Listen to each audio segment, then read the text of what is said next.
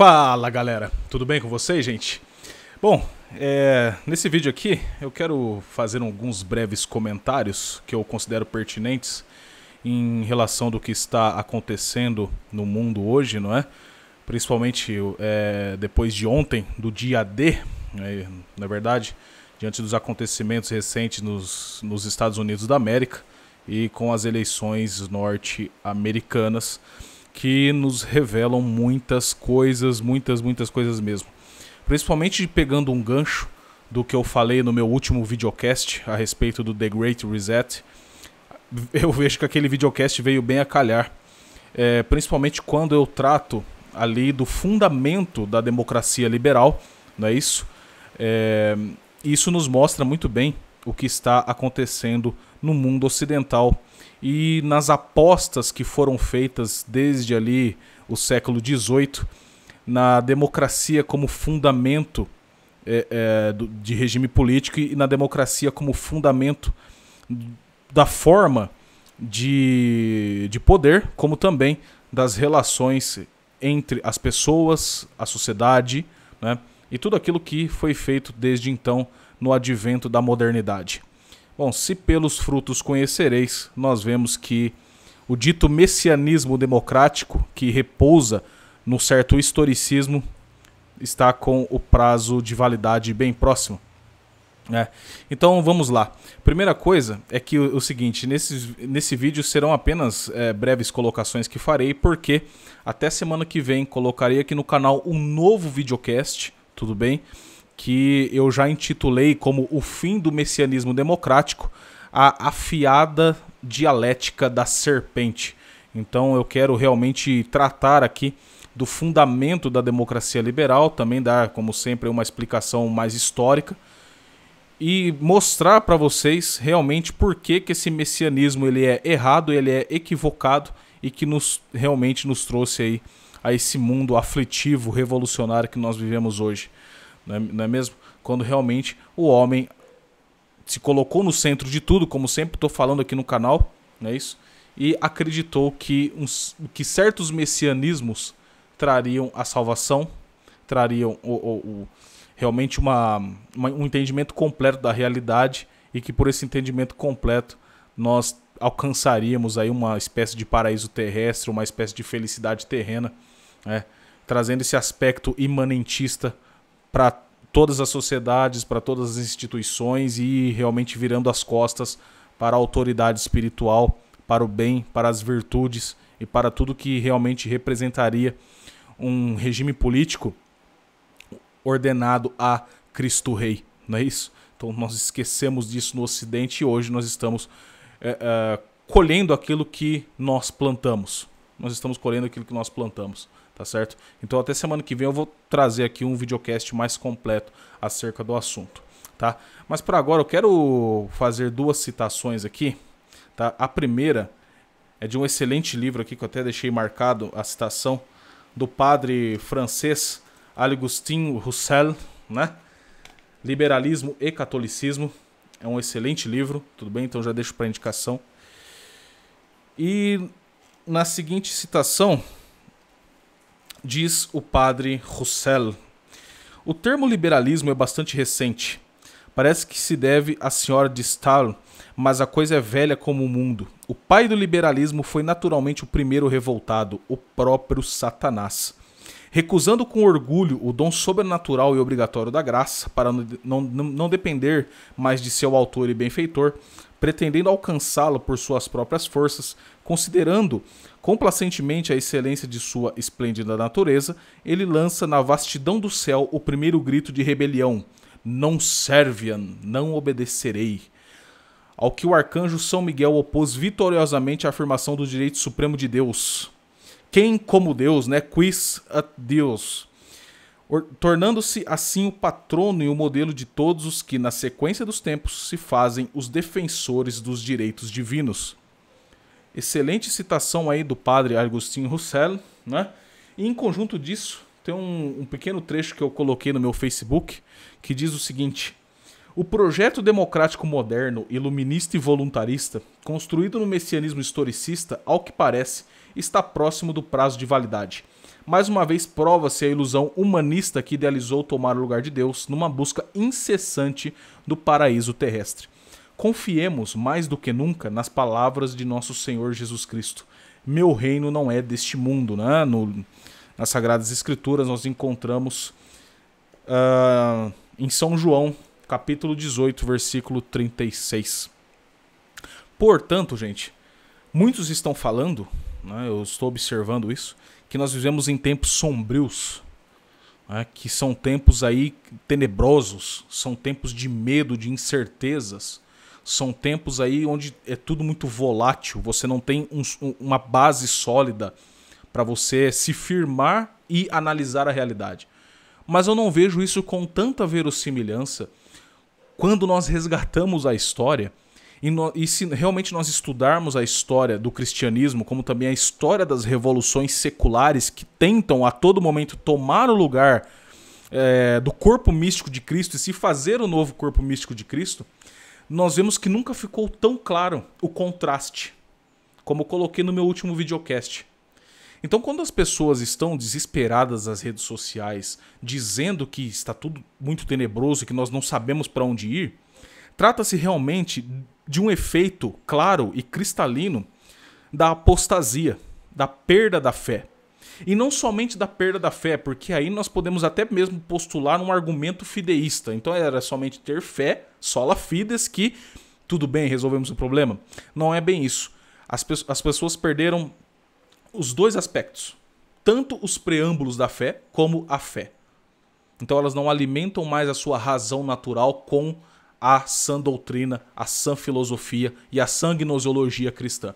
Elas deixaram isso, né, para se apegarem às delícias, ao jardim das delícias, né, ao hedonismo da modernidade. E, imbuídas desse hedonismo, elas realmente acreditam que agora não há mais salvação, não há mais caminho, não há mais para onde enxergar, que tudo está obscuro. Mas realmente, né, se nós tentamos entender a realidade a partir das filosofias que embasaram a Revolução, nós não vamos entender nada.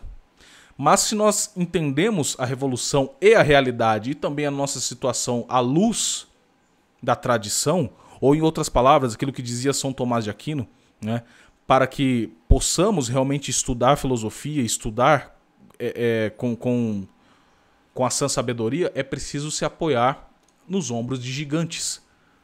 Ou seja, se nós pegarmos ali o que foi dito na filosofia perene por excelência, Platão, Aristóteles, Santo Agostinho, São Tomás, São Boaventura, Santo Alberto Magno, né, e todos os grandes doutores da igreja, São João Bosco, etc, etc, todos eles estão alertando, desde as suas épocas, né, desde os seus tempos, o que aconteceria. Por quê? Porque eles se apoiaram numa tradição, eles se apoiaram numa base sólida, firme, para poder analisar aquilo que estava acontecendo nos seus tempos e fazer as devidas projeções. E todos eles acertaram, assim, praticamente na mosca, o que aconteceria nos tempos futuros. Não é verdade? Então, é uma mensagem para nós, desses grandes doutores, desses santos da igreja, né, para que nós não entremos em desespero. Para que você não deixe a sua razão natural se destruir. Para que você não deixe o seu imaginário carregado de medo e de imaginações realmente torpes tomar o lugar da devida razão e deixar de ordenar, né, as suas potências mais elevadas da alma, isto é, a vontade e a própria inteligência. Não deixar que o império da vontade reine sob a sua inteligência, mas saber ordenar e saber analisar. Saber que, bom, as coisas não estão tão bem assim, tudo parece perdido, mas na verdade eu estou tendo uma compreensão muito melhor do que foi ensinado nos tempos passados do que antes. E, tendo em vista isso, partindo disso, nós sabemos que é tempo sim, não de desespero, não de medo, mas de nos apoiarmos naquilo que é imutável, naquilo que não vai mudar, ou seja, na verdade mesma. Nas palavras e nos ensinamentos e na doutrina de nosso Senhor Salvador Jesus Cristo. Naquilo que ele nos deixou, né, como legado de doutrina, como legado de ensinamento, como também os sacramentos. É tempo disso. Porque como aponta muito bem o padre Roussel, né? Nós, consciente ou inconscientemente, nós vivemos uma espécie de non-serviam. A nossa alma na pós-modernidade, nesses períodos contemporâneos de hedonismo, de libertinagem, é meio que automático você jogar essa proposição, esse axioma. Não servirei. Não pode ser assim. Não, eu não aceito. Porque você quer uma resposta, uma conclusão imanente de um estado de coisas. Quando, na verdade, né, os tempos requerem o quê? Sabedoria, reclusão, mortificação, como dizia Santo Afonso Maria de Ligório, e também, né, tempos de penitência. É para isso que você tem que se ordenar, certo? Como também você que está nesse canal e tem família, porque a maioria que está aqui tem família, tem filhos, não deixar com que a sua família caia nesse desespero. Porque aí são almas e mais almas que estão sendo perdidas na revolução. Porque uma coisa é você tratar a revolução como proposições intelectuais e ideais, ou seja, aquilo que está apenas na sua mente. Outra coisa, né, é você viver, respirar a revolução diariamente, como eu falo aqui. O pessoal até fica brincando comigo, falando que eu vejo gnose em tudo, né? Mas não é bem assim, porque eu sei distinguir a parte ideal, ou seja, aquilo que nós tomamos como ideia, e aquilo que acontece no mundo real. E realmente você condena muitas coisas como ideia, mas que no mundo real você age sem saber que está agindo conforme foi pré-programado por esses revolucionários. Se não fosse assim, Gramsci, por exemplo, Antônio Gramsci, não teria tanto sucesso, assim como a malfadada teoria política de Maquiavel, que é um fracasso total, mas que pegou, né, no mundo moderno. Que pegou no mundo moderno e que leva as pessoas a erros monumentais, certo? Então é preciso retornar à tradição, retornar às verdades de sempre, para que você possa se nortear, para que seu intelecto volte a inteligir a realidade de maneira natural e que você possa realmente reconhecer as verdades. Saber o que as coisas são de fato. Retornar à inteligibilidade das essências. Senão, gente, é caso perdido. É caso perdido. Porque a nossa fé foi reduzida a projetos políticos. Por isso que ver a sacra democracia norte-americana, a democracia liberal norte-americana, ruir, né?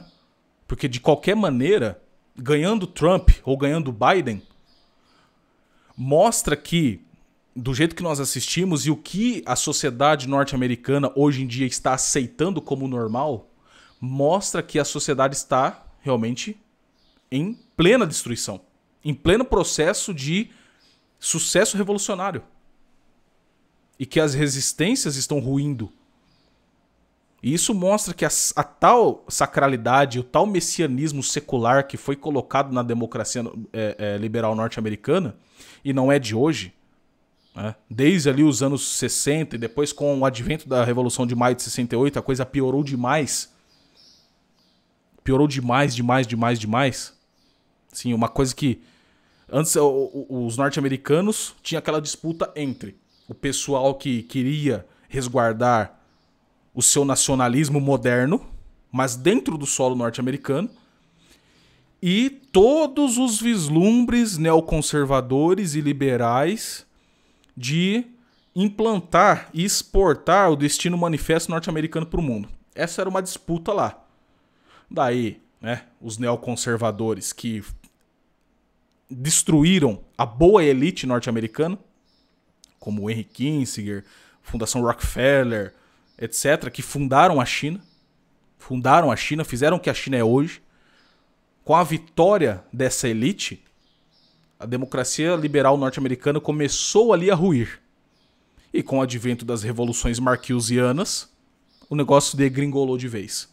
Então você enxerga hoje a democracia liberal norte-americana de uma maneira que você realmente não a reconhece como era antigamente. É uma coisa muito doida que está acontecendo.